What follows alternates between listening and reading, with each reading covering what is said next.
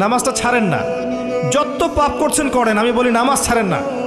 ইনশাল্লাহ একদিন নামাজই আপনাকে পাপ থেকে বের করে আনবে ইনশাআল্লাহ।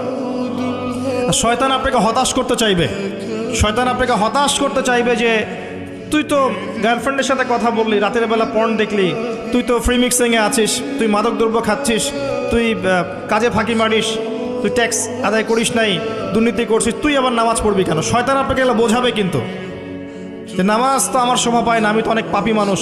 এই ধোকায় পা দিবেন না। আপনি নামাজ কন্টিনিউ করতে থাকেন, ইনশাল্লাহ আল্লাহ পাক আপনাকে পাপ থেকে বের করে আনবেন ইনশাল্লাহ। ওই নামাজটা যদি ছেড়ে দেন তাহলে আর কোনো হাতিয়ার বাকি থাকবে না। আর আপনি যত পাপ করেন না কেন মায়ুস হবেন না, মন ছোট করবেন না। আপনার একটা সেজদা, যে সেজদা আপনি চোখের পানি ঢেলে দিয়েছেন আল্লাহর কাছে, যে আল্লাহ আমার ভুলগুলো তুমি মাফ করে দাও, আমার তওবা তুমি কবুল করো, ইনশাল্লাহ দেখবেন ওই একটা সেজদা যদি কবুল হয়ে যায় আল্লাহ পাক আপনার সব গুনাহ মাফ করে দিবেন ইনশাল্লাহ।